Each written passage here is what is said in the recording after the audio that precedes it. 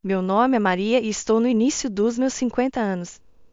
Sou casada com João há 21 anos e nossa vida é, em grande parte, tranquila e feliz. Mesmo sem filhos, estamos satisfeitos. João é 3 anos mais velho que eu e trabalha em uma empresa comum. Ele não mudou muito ao longo dos anos, mas como eu trabalho apenas meio período, temos um pouco mais de dinheiro para gastar em coisas agradáveis. Nosso casamento tem sido estável, sem grandes problemas, mas então algo pequeno aconteceu que abalou nossa vida calma. Tudo começou quando soube que meu pai havia falecido e herdei seu apartamento. Depois que João e eu nos casamos, meu pai se mudou para um novo apartamento moderno de 3 quartos. Enquanto isso, João e eu morávamos na casa da minha infância, uma casa de 5 quartos cheia de lembranças. Meu pai havia dado a nós como presente de casamento e ficou feliz por começarmos nossa vida lá. Fiquei muito tocada com seu gesto. Quando meu pai faleceu, herdei seu apartamento. Eu adorava aquele lugar, então decidi alugá-lo imediatamente. Mas um dia, durante uma conversa com a família de João, surgiu uma sugestão inesperada. Alguém disse: Renata e seus filhos estão morando em um lugar pequeno. Que tal eles se mudarem para a casa de 5 quartos de Maria? Renata é a irmã mais nova de João. Ela é divorciada e está criando 2 filhos em um apartamento de 3 quartos, o que provavelmente é um pouco apertado para eles. Para ser honesta, meu relacionamento com Renata não tem sido muito bom. Toda vez que nos encontramos, ela faz pequenos comentários sarcásticos sobre o fato de João e eu não termos filhos. João e eu nos casamos pouco antes de completarmos 32 anos e, desde então, Renata tem feito esses comentários. À medida que fui ficando mais velha, suas observações se tornaram ainda mais cortantes. Como você já passou dos 32 e ainda sem filhos? Ou as pessoas não te veem como menos mulher por não ter filhos? O que mais me machucou foi algo que ela disse após o falecimento do meu pai. Ela olhou para mim e disse: É uma pena que seu pai nunca tenha visto um neto. Isso realmente me chocou e me deixou atordoada. Renata é, na verdade, 5 anos mais velha que eu, então, em vez de uma cunhada mais nova, ela parece mais uma irmã mais velha. Sempre tentamos ser gentis com ela e tratá-la como família, mas aqueles comentários realmente doeram. Naturalmente, construí uma barreira em meu coração contra a Renata. Sou filha única e meu pai era minha única família. Perdê-lo já foi difícil o suficiente, mas as palavras de Renata tornaram tudo ainda pior. Algum tempo havia se passado desde a morte do meu pai e eu não via Renata há um tempo. Então, do nada, minha sogra trouxe à tona algo inesperado. Ela disse que Renata estava disposta a pagar R$ 1.000 por mês de aluguel. Quando vi o olhar presunçoso em seu rosto, fiquei chocada demais para dizer qualquer coisa. O apartamento em que morávamos era antigo, mas cuidávamos bem dele e ainda estava em boas condições. Havia um grande shopping center por perto e o transporte era fácil, com ônibus e trens. Se alugássemos o apartamento, pensei que ele valeria pelo menos R$ 2.500 por mês. Mas R$ 1.000? Isso era inacreditável. Será que eles não sabiam o valor de mercado para esta área? Alugar um apartamento espaçoso de 5 quartos por apenas R$ 1.000 por mês era ridículo. Talvez eles achassem que eu tinha concordado porque não disse nada imediatamente. Minha sogra parecia realmente animada com a ideia e disse: Você já tem outro apartamento, certo? Você pode morar lá. Mesmo que você não renove o contrato, Renata e seus filhos podem se mudar, então está tudo bem. Quanto tempo dura o contrato? João também parecia empolgado e acrescentou: Essa é uma ótima ideia. O lugar onde seu pai morava é novo e perfeito para nós dois. Neste ponto, a conversa estava avançando sem nem mesmo considerar nossos pensamentos, e comecei a entrar em pânico. Não pude deixar de soltar: Não há opção de todos nós morarmos juntos neste apartamento? Os pais de João tinham uma casa grande e eram os únicos que moravam lá. Eles até tinham quartos para João e Renata, então pensei que seria bom se todos se mudassem. Afinal, eles disseram que queriam um lugar maior. Normalmente, antes de tomar decisões como essa, você conversa com a família, mas mudar-se para a casa dos pais de João significaria que os filhos de Renata teriam que mudar de escola, e eles pareciam preocupados com o custo e o incômodo de conseguir novos uniformes escolares e roupas de ginástica. Eu não queria dizer diretamente que não queria alugar o apartamento para Renata na frente da minha sogra, mas disse: Esta é minha cidade natal, não posso simplesmente ir embora tão facilmente. Saí da casa deles, mas minha sogra disse: "Você não precisa decidir agora", o que me fez sentir que ela não estava desistindo. Quando cheguei em casa, perguntei a João: "Este apartamento é especial para nós? Por que você está tão rápido em decidir ir embora?" Ele pareceu surpreso e disse: "Bem, não é uma casa unifamiliar." Fiquei chocada com sua resposta. Talvez porque ele cresceu em uma casa, um apartamento não parecia um lar de verdade para ele, mas eu desejava que ele pudesse pelo menos entender meus sentimentos e se desculpar. Em vez disso, me senti chateada. Levantei a voz e disse: "Esta é minha casa, meu apartamento. Por que você está tomando decisões sem me perguntar?" João pareceu chateado e respondeu: "Estamos casados há 21 anos, por que você está dizendo meu apartamento?" "É nosso apartamento." Eu podia ouvir a frustração em sua voz. Eu queria que ele entendesse o quanto este apartamento significava para mim como meu lar especial.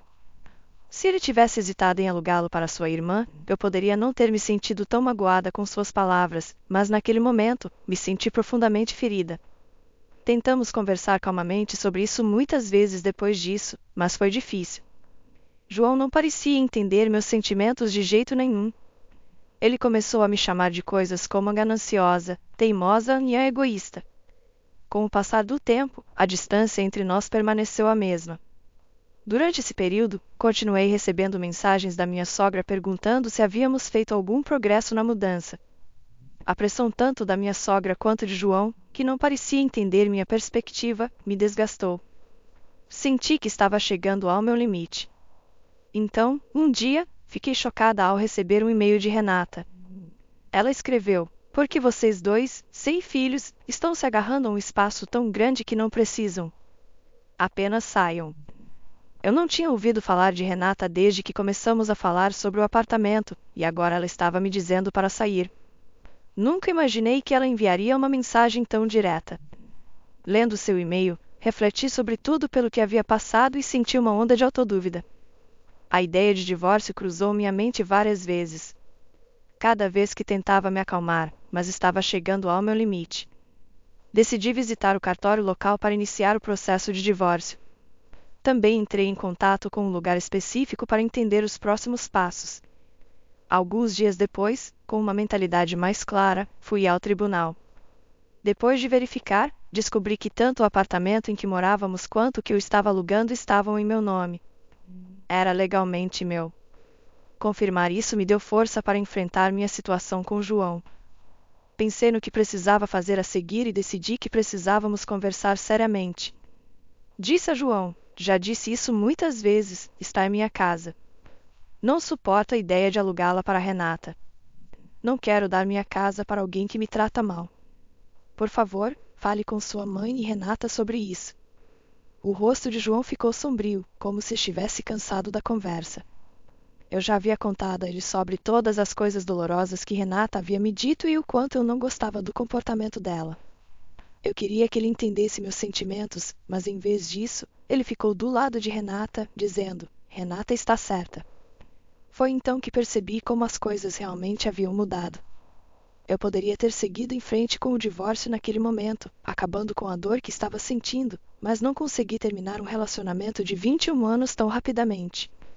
No fundo, eu estava pronta para o divórcio se João rejeitasse o que eu tinha a dizer. Ainda assim, pensei comigo mesma: talvez eu esteja sendo muito sensível em relação a Renata. Talvez ela não esteja sendo tão condescendente quanto eu penso e eu só esteja exagerando as coisas. João não entendeu, no entanto. Ele disse: "Eu realmente não entendo por que você se sente assim." Suas palavras machucaram. Será que eu era a única me sentindo assim? Perguntei a ele: "Se é assim que você se sente, você assinará isso?" E entreguei a ele os papéis do divórcio.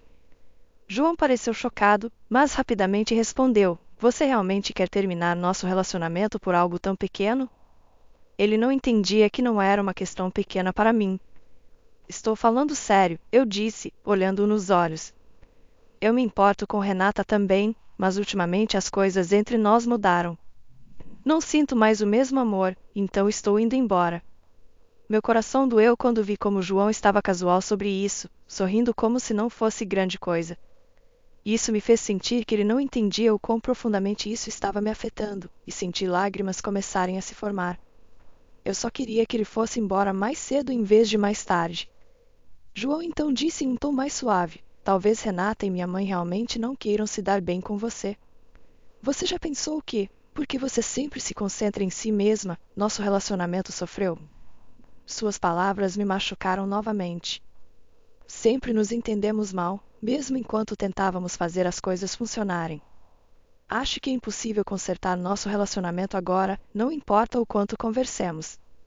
Não consigo mais imaginar um futuro com você, eu disse calmamente. Se você pode entender meus sentimentos, então teremos que seguir em frente com o divórcio. João parecia surpreso e triste ao perguntar: você realmente se sente assim? Então ele saiu de casa sem dizer mais nada. Ele não assinou os papéis do divórcio e deixou todos os seus pertences para trás. Alguns dias depois, João voltou. Ele parecia triste e inseguro. O que devemos fazer a partir daqui? Ele perguntou baixinho. Eu podia dizer que ele pensava que eu poderia perdoá-lo se ele agisse humilde, mas minha mente já estava decidida. Não havia nada mais a discutir. Se você concorda com o divórcio, assine os papéis, eu disse.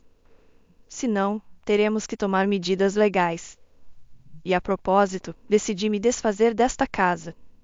Eu estava pensando em vendê-la há um tempo. No dia em que fui buscar os papéis do divórcio, conversei com o Sr. Eduardo, um velho amigo do meu pai. Eu o conhecia há anos. Quando eu era criança, o Sr. Eduardo estava sempre ao lado do meu pai, até o fim.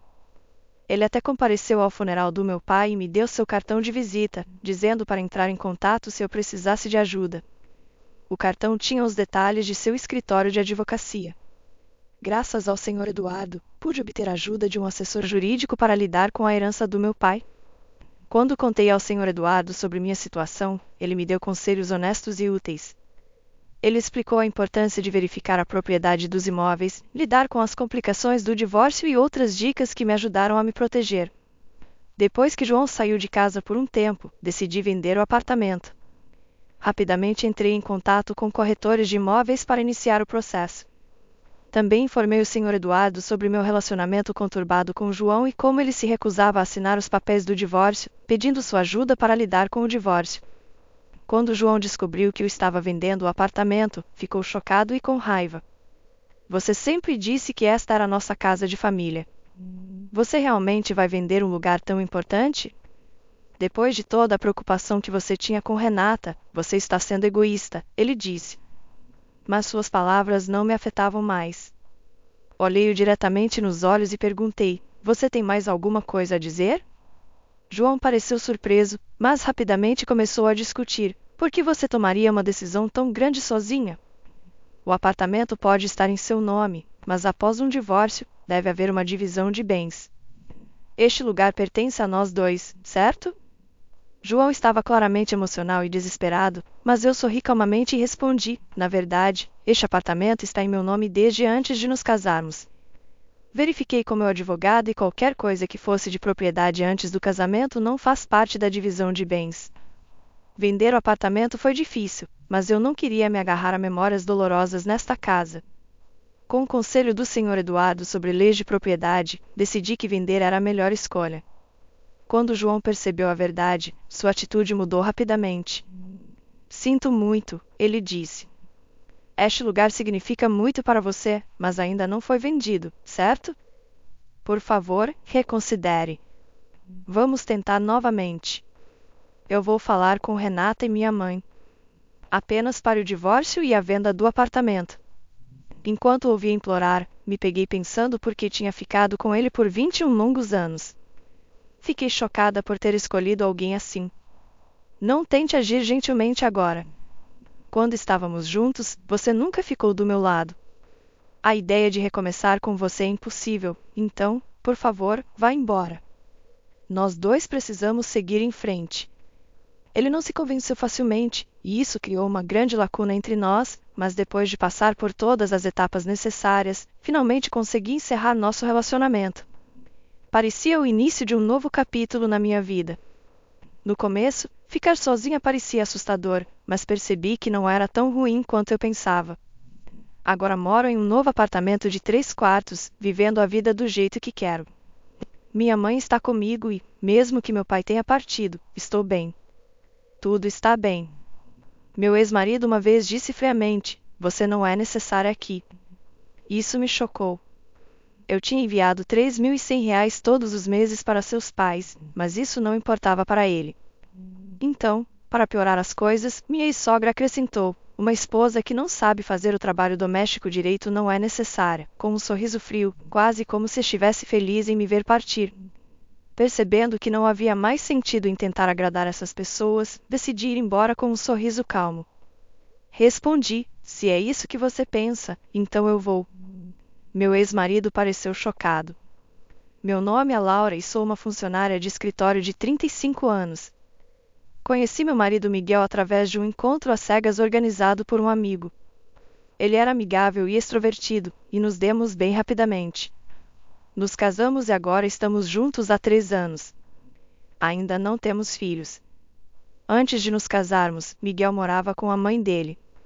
Quando nos casamos, ele sugeriu construir uma nova casa na propriedade da família dele. Ele disse: "Estou preocupado com minha mãe morando sozinha. Quero estar com ela, mas também quero que tenhamos nossa própria vida juntos. Acho que esta é a melhor ideia." Eu perguntei: "Mas não teremos que fazer uma hipoteca para a casa?" Miguel me tranquilizou: "A casa será paga com a herança que meu pai me deixou. Não precisaremos de hipoteca, e o terreno é gratuito. A casa estará no meu nome e podemos apenas apoiar minha mãe com pagamentos mensais. O que você acha? Isso parece bom?" Eu me perguntava: "Você não está preocupado com as finanças da sua mãe?" Miguel respondeu: "Vamos ajudá-la, e ela tem renda do seu trabalho de meio período e sua aposentadoria, então tudo ficará bem." Parecia um bom plano, e Miguel até disse: "Quando você trabalhar até tarde, minha mãe pode ajudar com as tarefas domésticas. Isso tornará as coisas mais fáceis para você." Moraríamos em casas separadas, mas na mesma propriedade. Eu estava animada para começar nossa nova vida juntos e construir nossa casa dos sonhos. Ter ajuda com as tarefas domésticas durante os momentos ocupados parecia perfeito. Mas depois percebi o quão ingênua eu tinha sido. No início, nosso casamento era maravilhoso. Estávamos ambos ocupados com o trabalho, mas a casa era fácil de manter e tudo parecia bem. Minha sogra tinha seu trabalho de meio período e não nos visitava com muita frequência. Compartilhávamos as despesas de vida e as coisas pareciam equilibradas. Um dia, no entanto, Miguel trouxe uma nova ideia. Ele disse: "Vou cuidar de todas as despesas domésticas, então você pode transferir o pagamento regular para minha mãe todos os meses? Quero que você cuide disso." Fiquei surpresa e perguntei: "Quanto será?" Ele disse: "Talvez cerca de R$ 2.200 por mês." Mas quando fiz as contas, percebi que R$ 2.200 era menos do que estávamos enviando. Então, sem contar a Miguel, decidi continuar enviando R$ 2.800 por mês para a mãe dele. Essa quantia tirava uma grande parte do meu salário, mas com outras despesas como contas de luz, mantimentos e despesas médicas, Miguel ainda estava cobrindo a maior parte dos custos. Seu salário ia para nossa conta conjunta e, a partir daí, eu fazia os pagamentos e adicionava o resto às nossas economias. Esse arranjo funcionou por cerca de 1 ano. No entanto, quando minha sogra deixou seu trabalho de meio período e começou a visitar com mais frequência, as coisas começaram a mudar. Um dia ela disse: "Estou ficando mais velha, então decidi deixar meu trabalho e relaxar." Miguel respondeu: "Tudo bem, mãe. Você não precisa se preocupar mais, estamos aqui para você." "Obrigada, Miguel. Você sempre foi tão gentil", ela disse. No início, era bom ver ele se dando bem, mas então ela começou a criticar a maneira como eu mantinha a casa. "Parece que você não tem limpado direito. Há poeira em todo lugar. Isso é inaceitável." Eu me desculpei: "Sinto muito. Tenho estado ocupada com o trabalho e não consegui acompanhar tudo." "Isso é apenas uma desculpa", ela disse. "Você está morando na casa de Miguel, então o mínimo que você pode fazer é cuidar das tarefas básicas. E ouvi dizer que você toma atalhos na cozinha também. Isso é verdade?" "Às vezes faço refeições simples quando chego tarde do trabalho, mas ainda faço o meu melhor, expliquei. Então ela disse algo que realmente me machucou. Talvez tenha sido um erro escolher você como esposa de Miguel. Depois de todos esses anos, o fato de você ainda não ter filhos também é um problema. Suas palavras doeram, e percebi que as coisas tinham tomado um rumo sério para o pior. Senti que não ter filhos não era inteiramente minha culpa, mas discutir sobre isso só causaria mais problemas. Originalmente, minha sogra havia prometido ajudar com as tarefas domésticas quando as coisas ficassem difíceis, especialmente porque estávamos morando na mesma propriedade. No entanto, parecia que tanto Miguel quanto minha sogra haviam esquecido essa promessa. Agora, sempre que ela estava por perto, ela me criticava constantemente, então decidi apenas ignorar seus comentários. Em meio a tudo isso, surgiu um problema maior. O saldo da nossa conta conjunta estava ficando baixo porque o salário de Miguel não tinha sido depositado por 5 meses. Confrontei-o, perguntando: por que seu salário não foi depositado? O que ele disse a seguir me chocou. Ele tinha pedido demissão e estava procurando um novo emprego. Eu pensava que ele estava indo trabalhar todos os dias, mas na verdade ele estava procurando emprego. Por que você pediu demissão sem me contar? Isso é sério, eu disse. Sinto muito, me sinto mal por isso, Miguel respondeu. Meu chefe estava sempre pegando no meu pé, me criticando por cada pequeno erro. Todo mundo comete erros, certo? Mas ele agia como se eu fosse o único. Miguel explicou que um erro que ele cometeu causou um grande prejuízo para a empresa e, embora a maioria dos chefes desse um aviso, o dele não o fez. Eu entendia que seu ambiente de trabalho era difícil, mas como ele já havia pedido demissão, precisávamos descobrir o que fazer a seguir. Você encontrou alguma perspectiva de novo emprego? Perguntei. O problema é que não consigo encontrar um emprego que corresponda às minhas habilidades, ele disse. Neste ponto, você não deveria aceitar um emprego mesmo que não seja ideal? Não podemos nos dar ao luxo de ser muito exigentes agora, sugeri. Mas Miguel insistiu, não, quero escolher cuidadosamente meu próximo emprego, onde planejo ficar até me aposentar. E quanto às nossas finanças? Perguntei. Bem, você está trabalhando também, então pode nos ajudar a nos sustentar por um tempo, certo? Ele respondeu, como se não fosse grande coisa. Percebi que ele não ia mudar de ideia, então decidi aguentar até que ele encontrasse outro emprego. Mas com nossa renda tão baixa depois de enviar dinheiro para meus sogros, quase não sobrava nada. Tivemos que recorrer às nossas economias, que estavam quase acabando. Para compensar isso, decidi trabalhar mais horas para aumentar minha renda. Felizmente, meu local de trabalho me valorizava e eles concordaram em me deixar fazer horas extras. No entanto, quando eu voltava para casa tarde, minha sogra frequentemente estava esperando por mim, pronta para criticar. Eu não podia deixar de me perguntar: como chegamos a isso? Não posso acreditar que uma nora não faça nenhum trabalho doméstico, minha sogra disse com raiva. Desculpe, é por causa do trabalho, tentei explicar. Fazendo desculpas, saindo para brincar e depois pedindo mais dinheiro a Miguel, ela disse: preciso de dinheiro para as despesas de subsistência e as remessas. Meu salário sozinho não é suficiente, eu disse. Ouvindo isso, minha sogra ficou ainda mais irritada, reclamando de apenas R$ 2.800. Você mora na casa de Miguel de graça e nem faz nenhuma tarefa doméstica. Inacreditável. Foi chocante para mim que ela achasse que R$ 2.800 não era nada. Eu trabalhava duro para ganhar esse dinheiro. Parecia que ela considerava os pagamentos mensais garantidos e não apreciava seu valor. Ela acrescentou: como você não faz o trabalho doméstico, eu tenho que fazer, ou Miguel sofre.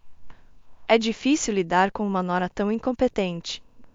Embora ela agisse como se fizesse todo o trabalho, minha sogra frequentemente comprava refeições prontas na loja e só lavava roupas para ela e Miguel. A cozinha sempre ficava bagunçada, com pratos sujos por toda parte. Miguel e minha sogra sempre tinham suas refeições preparadas, mas não para mim. Geralmente me diziam para comer o que sobrasse. Miguel apenas relaxava na frente da TV enquanto eu lidava com as palavras duras da minha sogra. Com o tempo, meus sentimentos por meu marido começaram a diminuir. Sua busca por emprego não estava indo bem, e ele estava muito orgulhoso para se candidatar a qualquer coisa menos que às melhores empresas. Um ano havia se passado e ele ainda não tinha encontrado um emprego. Ele apenas passava seus dias sem fazer nada. Ei, se isso continuar assim, vamos ficar sem economias. Você pode conseguir um emprego de meio período para ajudar com as contas? Perguntei a ele. Miguel me olhou furiosamente e disse bruscamente: por que eu deveria conseguir um emprego de meio período? Esta casa nem está no seu nome, é minha. Você está apenas morando aqui e nem consegue cuidar de mim direito, então é claro que você tem que pagar as contas. Senti que o futuro parecia sombrio. Eu estava pagando por tudo, nossas despesas de subsistência e as remessas para a mãe dele, mas havia um limite para quanto eu podia ganhar. Remessas? São apenas R$ 2.800. Pare de me incomodar. Se você não gosta, saia da minha casa, ele disse com raiva, batendo na mesa antes de sair da sala. Miguel descartou a quantia que eu trabalhava duro para ganhar, chamando-a de apenas R$ 2.800. Nosso relacionamento nunca esteve tão tenso. Então, inesperadamente, chegaram algumas boas notícias. Miguel tinha uma chance de conseguir um emprego em uma empresa administrada pelo amigo da mãe dele. Embora o salário não fosse tão alto quanto seu antigo emprego, eu estava apenas grata que ele estaria trabalhando novamente. O período de experiência foi definido para 5 meses. Miguel resmungou: não acho que esta empresa seja adequada para minhas habilidades, mas é difícil dizer não já que minha mãe me apresentou. Desde que você esteja disposto a trabalhar, é isso que importa. Faça o seu melhor e mire no emprego em tempo integral, respondi. Eu nunca imaginei que o novo emprego de Miguel causaria mais problemas. No início, ele saía para o trabalho todas as manhãs com energia, mas depois de um mês as coisas mudaram. Ele começou a chegar tarde em casa e às vezes nem voltava para casa. Sua jaqueta cheirava a um perfume de mulher que eu não reconhecia. Além disso, ele parou de contribuir com seu salário para nossa casa e até começou a sacar dinheiro de nossa conta conjunta sem me perguntar, enquanto ainda enviava a remessa mensal para sua mãe. Decidi parar de colocar meu salário na conta conjunta, o que deixou Miguel furioso. Ele me confrontou, perguntando: por que você não está colocando dinheiro na conta? O saldo está quase zero. Onde está o seu salário? Você não está pagando as despesas de subsistência. Me diga como você está usando o dinheiro. Eu disse a ele: isso não é justo. Sou eu a única ganhando e administrando nossa casa. Se você contribuir, eu também contribuirei. Miguel retrucou: esta casa é minha. É natural que você contribua. Fiquei chocada com a forma como ele esperava que eu usasse meus ganhos para seus gastos, pagasse as remessas para sua mãe e cobrisse todas as despesas da casa. Também comecei a suspeitar que ele estava tendo um caso, embora não tivesse provas ainda. Decidi investigar. Como não podia pagar um detetive particular, tive que fazer isso eu mesma. Uma noite, enquanto Miguel dormia, usei sua impressão digital para desbloquear seu telefone. Encontrei mensagens com uma mulher chamada Júlia, e o conteúdo era chocante. As mensagens diziam coisas como: realmente gostei do nosso encontro hoje. Queria que pudéssemos ficar juntos para sempre e você consideraria se casar comigo? Vou me livrar da minha esposa. Espere por mim. Mal posso esperar para começar nossa vida em uma nova casa. Tirei prints e salvei as mensagens no meu telefone. Então decidi descobrir quem era a Júlia. Mas antes que eu pudesse agir, cheguei em casa do trabalho um dia e encontrei malas empilhadas na entrada. O que é tudo isso? Perguntei. Miguel respondeu friamente: decidi morar com minha mãe em vez de com você, já que você não faz o trabalho doméstico. Você tomou essa decisão sem falar comigo. Esta é minha casa também. Você não pode simplesmente tomar decisões assim, eu disse. Ele respondeu: você não tem direito de reclamar, já que estou pagando as remessas e as despesas de subsistência. Posso decidir o que acontece aqui. É melhor com minha mãe por perto, então você deveria ir embora. Para piorar as coisas, minha sogra também se manifestou, dizendo: uma esposa que não faz o trabalho doméstico é inútil, sorrindo como se estivesse feliz em me ver partir. Naquele momento, percebi que era inútil continuar tentando com essas pessoas. Tomei minha decisão naquele instante. Primeiro, por favor, assine isso, eu disse, tirando os papéis do divórcio que eu havia preparado da minha bolsa e entregando-os a Miguel. Confuso, ele perguntou: quando você preparou isso? No dia em que você me disse para sair de casa. Fui buscá-los logo depois que você disse isso, respondi calmamente. Miguel ficou surpreso, mas acabou concordando e assinou os papéis. Eu também assinei e disse: vou submeter estes ao cartório. Vou providenciar uma empresa de mudança para retirar minhas coisas assim que encontrar um novo lugar. Quero você for o mais rápido possível, minha sogra gritou comigo, mas eu a ignorei. Arrumei o essencial em uma mala e fui para a casa dos meus pais.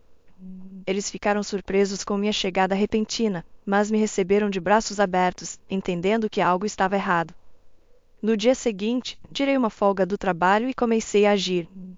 Primeiro, submeti os papéis do divórcio ao cartório. Então comecei a procurar um advogado para me ajudar com o processo de divórcio e qualquer compensação que eu pudesse reivindicar. Também comecei a procurar um novo lugar para morar.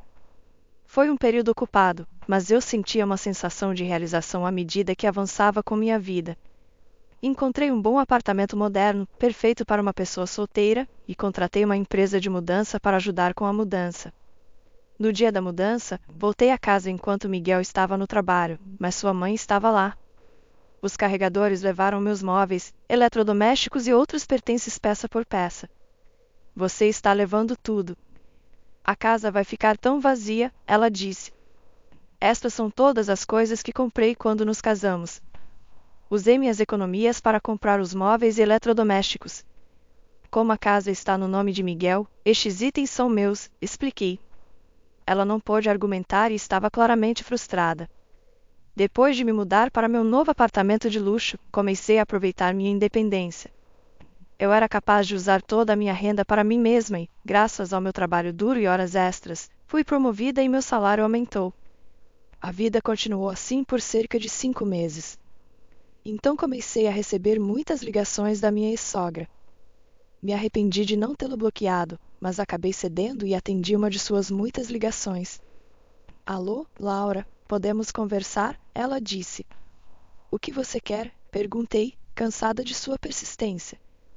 Por favor, você pode voltar? Ela implorou. O quê? Pensei que você queria que eu fosse embora, eu disse. Sinto muito. Pensei sobre isso e refleti sobre tudo, ela respondeu. Ela queria que eu começasse a enviar R$ 2.800 novamente, assim como antes. Eu não podia acreditar em como ela era egoísta. Ela explicou que o caso de Miguel no trabalho havia sido exposto e ele não conseguia mais um emprego regular, apenas trabalhos de meio período. Ele e Júlia tinham começado a morar juntos, mas Júlia não gostava de morar com a mãe dele, então ela voltou para sua antiga casa. Sem o dinheiro que eu costumava enviar, ela estava lutando para sobreviver com sua pensão. Não tenho mais nada a ver com vocês. Não vou enviar nenhum dinheiro, eu disse firmemente. Então bloqueei o número dela e também bloqueei o de Miguel. Eu não queria mais nenhum contato com nenhum deles. Mas alguns dias depois, Miguel apareceu do lado de fora do meu local de trabalho. Laura, sinto muito. Podemos recomeçar? Estou com problemas, ele disse, claramente desesperado. Fiquei chocada ao vê-lo ali. Ele explicou que morar com Júlia não tinha dado certo porque ela não sabia fazer trabalho doméstico. Depois que o caso se tornou público, ele se sentiu desconfortável no trabalho e pediu demissão. O relacionamento deles desmoronou por causa de suas dificuldades financeiras e discussões constantes, e Júlia o havia deixado. É tarde demais, eu disse a ele. Não quero te ver novamente. Se você tentar me emboscar assim de novo, vou chamar a polícia.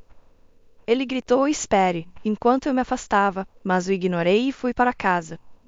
Mais tarde, com a ajuda do meu advogado, recebi R$ 50.000 em compensação, e Júlia me pagou um adicional de R$ 210.000. Soube que Miguel agora estava trabalhando em vários empregos de meio período para pagar suas dívidas e até tinha recorrido a meios duvidosos de conseguir dinheiro. Enquanto isso, minha ex-sogra havia voltado a trabalhar meio período e estava vivendo frugalmente. Eles estavam constantemente culpando um ao outro por seus problemas. Júlia tinha começado a trabalhar no turno da noite para pagar suas dívidas depois de pedir demissão e terminar com Miguel.